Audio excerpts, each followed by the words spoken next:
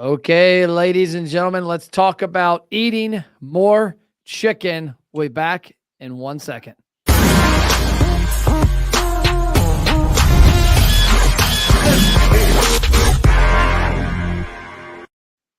Steve Robinson, we got you on. Here. Tell us who you are. Tell us about this book, and then let's dig into it. Okay. Well, Matt, it's great to be with you. I live in Atlanta. I had a wonderful career of over 43 years in marketing, and the last 35 years of that, I was with Chick-Fil-A as the chief marketing officer for Chick-Fil-A. I was the first one they ever had, in fact. They couldn't run me off until it was time to retire. I left there in 2016. And I wrote the book you just held up and released it in 2019, Covert Cows and Chick-Fil-A, How Faith, Cows, and Chicken Built an Iconic Brand. And it's really a biography of the brand, of Truett Cathy, and a little bit of me. And I had an experience at Chick-fil-A that could only be a marketer's dream, Matt. And I had a lot of people asking me questions about it when I left Chick-fil-A, and I decided I better write this down. In fact, a lot of the questions were coming from the next generation of leaders at Chick-fil-A. So that now I speak and I do a little consulting and enjoy visiting with folks like you and kind of, if you will, spread the gospel of Chick-fil-A. I love it. I'm glad to have you on. I know Chick-fil-A from way back. I'm 46. I said I was 45 the other day. My wife's like, no, you're 46. I'm like, oh, okay, my bad. But my college dorm had a Chick-fil-A in it back in 1998 to 02. Sure. Which school? Morehead State University in Kentucky. Yes. Yeah. And so I had most of my meals were a char grilled chicken sandwich, waffle fries, and a water. Or when I was trying to get lean, I would get some pretzels in a bag, and water. And I remember coming back home, and Chick-fil-A was nowhere up here because it was in the early days. When did Chick-fil-A really expand like we know it now? Because I don't remember seeing it in Cincinnati area.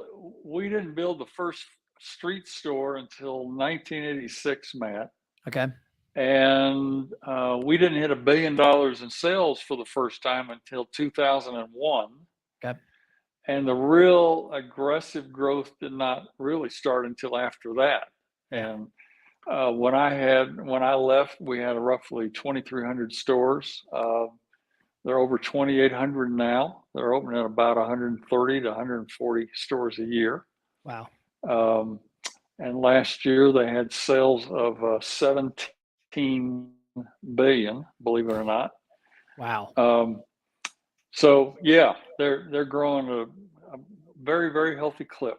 They sure are. Yeah. Two of the brands I was around early on is in college, Chick-fil-A, and then after college, I happened to have Chipotle as a client when I sold radio advertising. They only had one store in Cincinnati, which was on the University of Cincinnati's campus.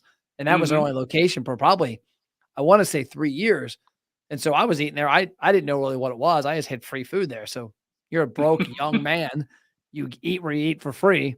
But Chick-fil-A, that's wild because just the last 10 to 15 years, marketing has changed so much with regards to technology. I was with Guy Fieri on Monday down at one of the restaurants we market for that he's involved with. And him and I talked for a couple minutes and I asked him a couple of questions and he said, yeah, because I was talking about the importance of digital storytelling nowadays. He goes, Matt, when I opened my first restaurant, you could do the yellow pages, you could do some direct mail, you might do radio. And if you were lucky, you did some cable or TV. Now you've got, 20 different social media platforms. Talk about the change that you had to embrace over that 35 years, because you went from early days of, I'm guessing newspaper was the number one method back in the day. Well, it was the number one method with most fast food brands. And in my first 2 or 3 years, we were using it. And after a major coupon promotion that we ran that I talk about in the book blew up, it literally did too well. We made a decision, you know what, we're not going to do any more couponing or discounting. And we walked away from print totally. Wow. and we re-geared our marketing efforts to equip the local Chick-fil-A operator to build the business, build brand, build sales, really relationship oriented in their local store communities. So the marketing plan at Chick-fil-A, and still today, is built from the store up, not from the corporate office down. Okay. And we didn't actually do any significant advertising until 1996. And that was principally two things. The commercials that we had to buy that were part of the Chick-fil-A Peach Bowl, because that was the first year we did the Chick-fil-A Peach Bowl. We had an obligation with ESPN, and we produced the first cow TV spot for that broadcast. Okay. That was our only television.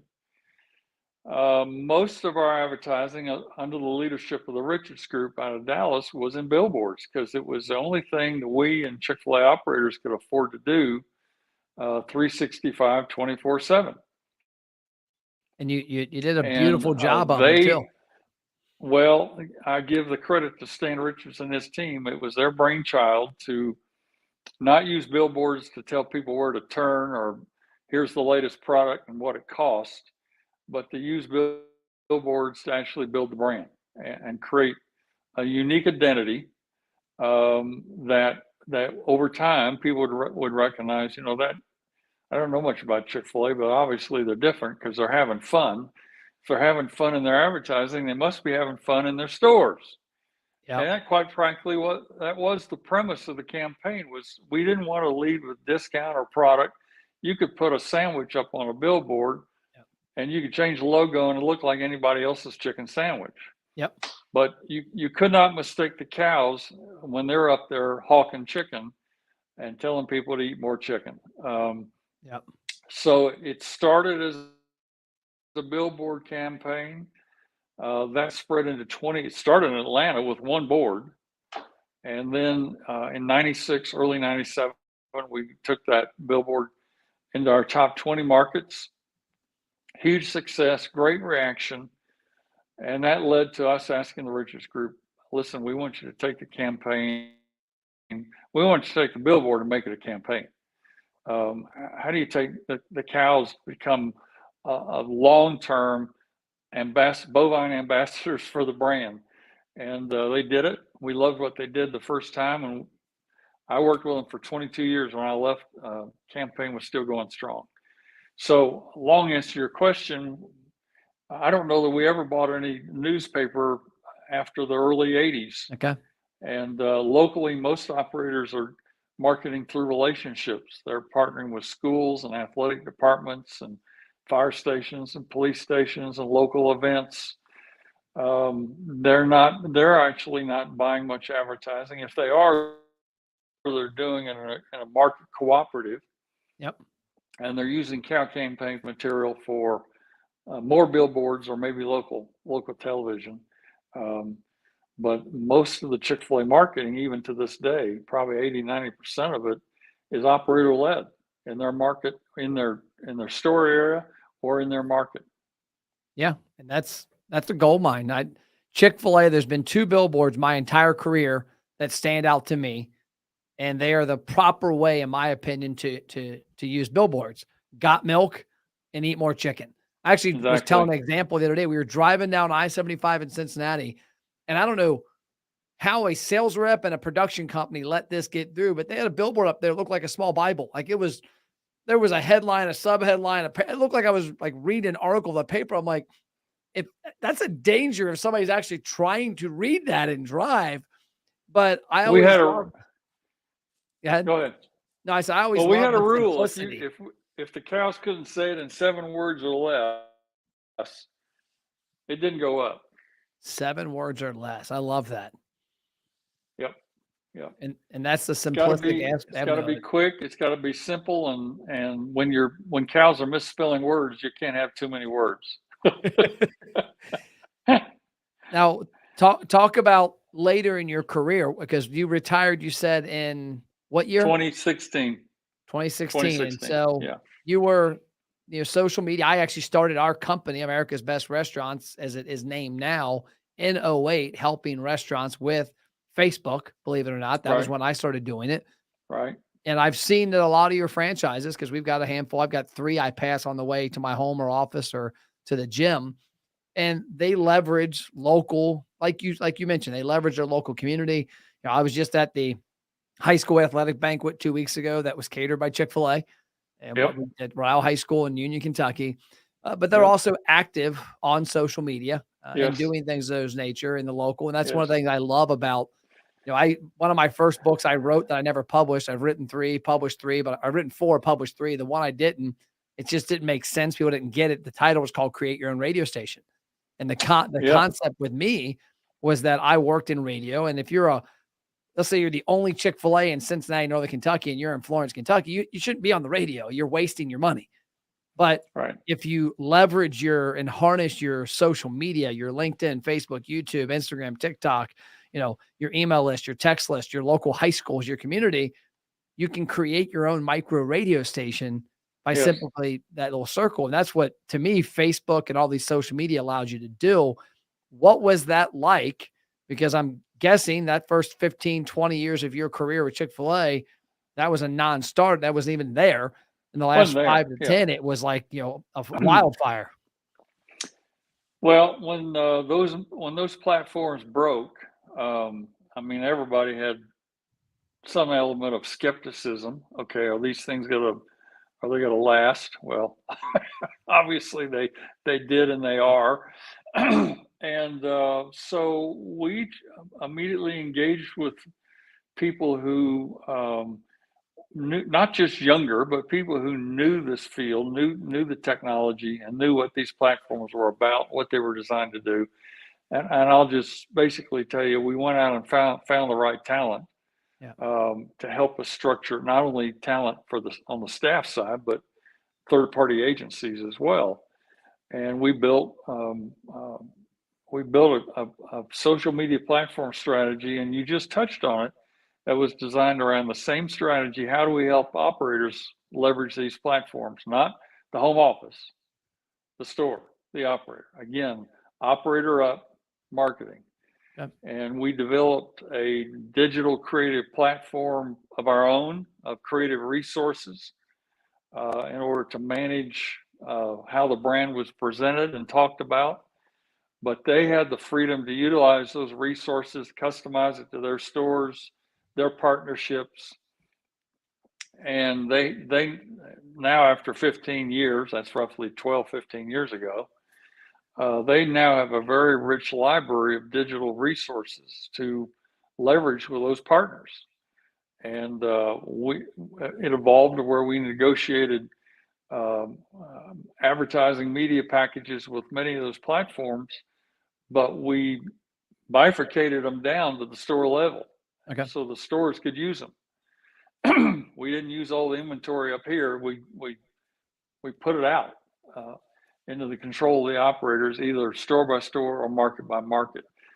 And so virtually everything, not all, but most of everything you see on social media platforms is being operator driven.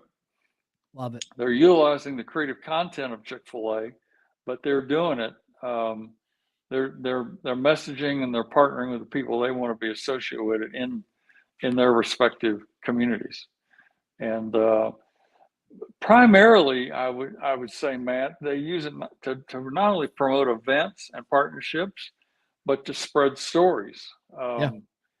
We really saw social media as a story platform.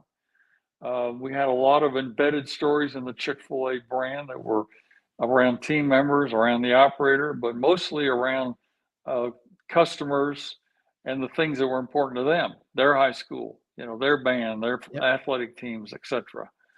And so most of what you see on Chick-fil-A are stories. I mean, you go to LinkedIn, you're going to see a lot of Chick-fil-A stories that are about operators and their team members, or something they're doing to encourage education or partner with universities. So anyway, that long answer again, I'm sorry, but No, you're you're good. absolutely right.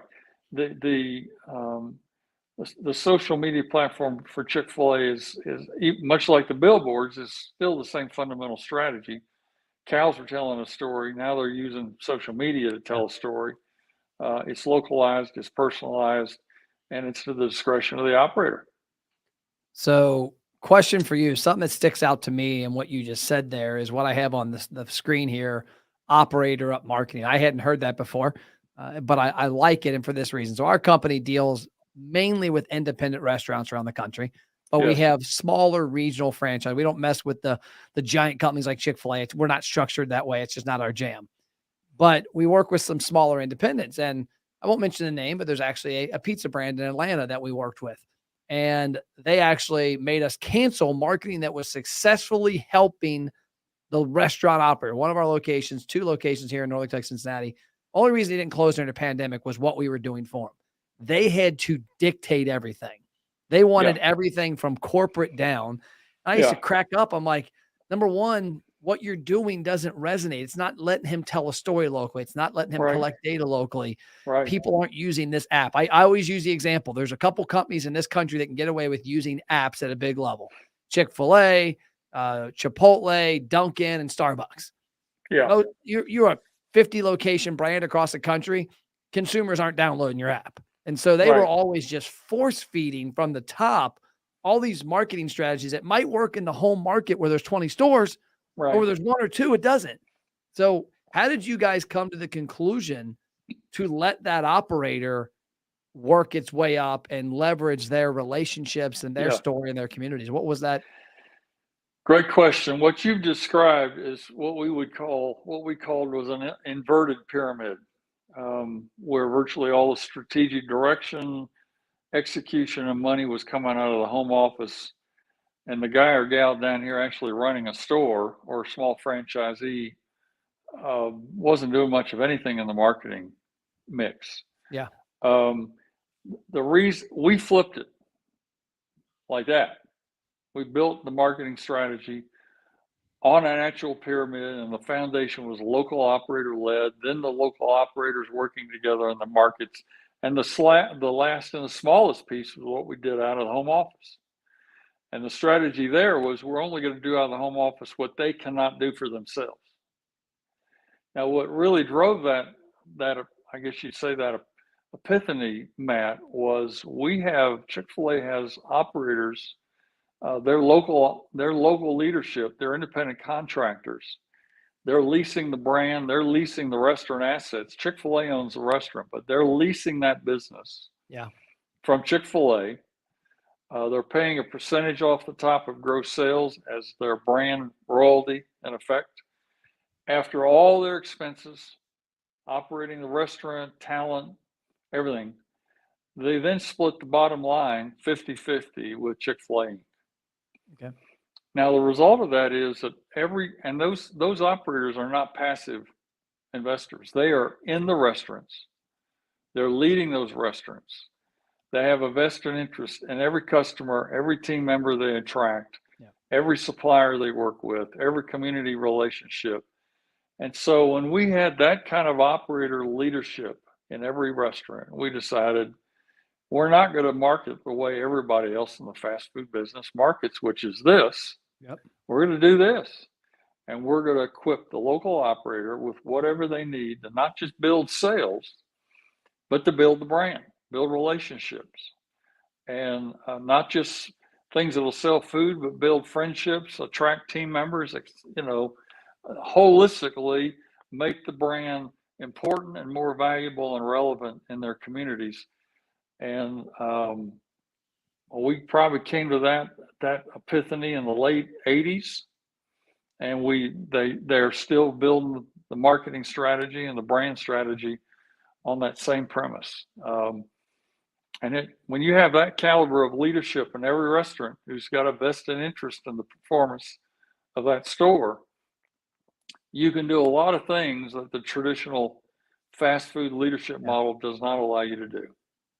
No, I agree. And that's hearing how you just described all of that puts some pieces together for me, because I don't know a ton about Chick-fil-A in that avenue, but what I've always liked about Chick-fil-A is because we see it. I just got done not dealing with a restaurant owner who has 1 location independent, but he also owns like 15 franchises. Well, I've been to the franchises. He's never in there. Like he just Yeah. owns 15 of them. He's a passive owner to some extent because he's got a team built up. But I've always looked at that model and thought the only way you can really make money with a lot of these franchises is if you own 10 to 15. And at the end That's of the right. day, when you own 10 or 15, the product is hit or miss. I've not honestly been to a Chick-fil-A that didn't dominate. And I've Yes. met the Chick-fil-A owners that own the ones here, and I don't know if it's still like this or not, but what I've always understood is that they have one store. They don't have 8 stores. 85 to 90% of them have one store. There are exceptions. The exceptions occur if Chick-fil-A decides to build a new store that is going to have dramatic cannibalization on an operator's restaurant. Yep. And if that operator has a good performance history, him or her, then they probably are going to have an opportunity to get that second restaurant. Yep. But that is a very small percentage. Very small. The average, I'm not going to name the number, but the Yeah. average Chick-fil-A operator is making probably 10 to 12x the average salary of a franchise store Yep. manager. Oh yeah. I mean, they're making a great income out of one restaurant. Yep. They don't need 10 of them. And when half of every profit dollar is coming to you, you're highly motivated to take care of every customer, make sure every experience is a great experience, and build relationships and build sales. And I don't know. I think the last time we had a sales percentage, same store sales decline at Chick-fil-A was 1982. And it's, people ask me, how much sleep did you lose over growing sales at Chick-fil-A? And my answer was none. None. Yeah. All I had to do was worry about making sure operators had what they needed to build their relationships, build the brand, and build their sales, because they're highly motivated to do it. And they're the closest to the customers. They're the closest to the partners they have key relationships with, et cetera, et cetera. Yep. And the model is, the model the literal operator deal has not changed since it was designed in 1967.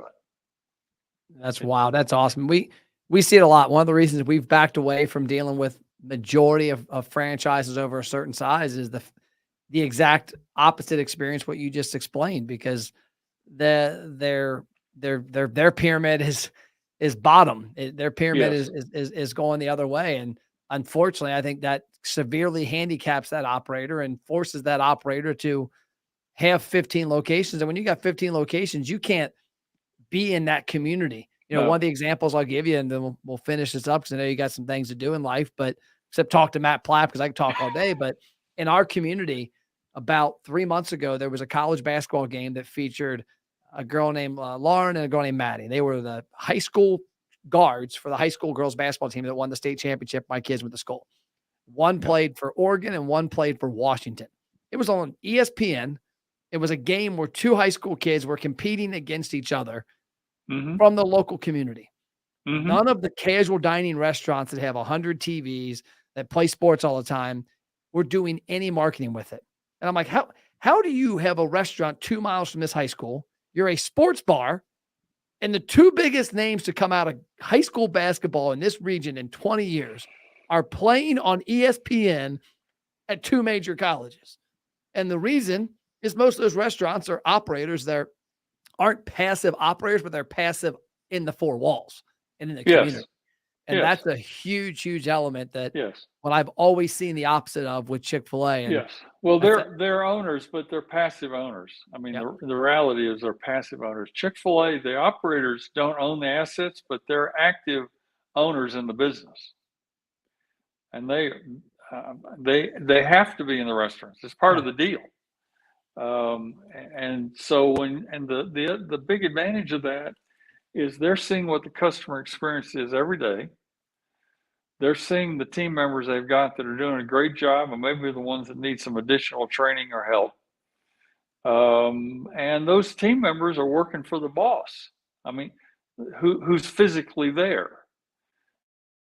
And operators are some of the best coaches in business. I mean, the talent that comes through Chick-fil-A stores and go on to do other things is amazing. And quite frankly, now 50 to 60% of Chick-fil-A new operators every year are coming out of the existing team member ranks in restaurants. Love it. So they're growing their own. Yep. But staff's not having to grow them. Operators are growing them. Yeah. And it's a tremendous model. Truett was, I think he was probably a bit of a genius, but I think he was also, he was divinely guided when he created that deal, that concept. I love it. I appreciate your time. And this is the book. Get online and get it. Covert Cows and Chick-Fil-A. I mean, check it out. I love the book. It's a great read. And you can be reached at srobinsonconsulting.com, correct? That is correct. Okay. And what kind of consulting, if somebody's watching this or listening to it, what is the type of person? I do consulting principally. I start with culture because I'm a firm believer that brands will never outgrow the culture they have.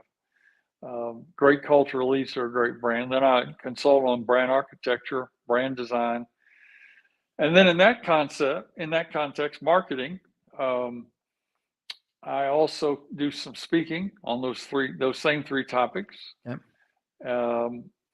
My consulting is almost totally privately owned businesses. I prefer that over publicly owned. Yep. And I love working with other entrepreneurs. That's how I started. Truett was an entrepreneur. He had a fledgling business. And it's fun to work with entrepreneurs and kind of relive some of the same experiences I had back in the 80s and 90s with Truett. Well, I love it. I've enjoyed our conversation. I've learned a couple things I didn't know, and I'm sure any operator out there can take a lot from this, especially if you're a franchise and you're a franchise operator out there. You know, there's a lot you can learn from here. So I appreciate your time, Steve, and look forward to having you on in the future to go deeper and deeper in the topics. But thank you. Matt, thank you. It was a pleasure. Good to meet you. Awesome. Well, enjoy Hotlanta. It's hot in Kentucky. I'm sure it's hot down there. It is 96 in Atlanta today.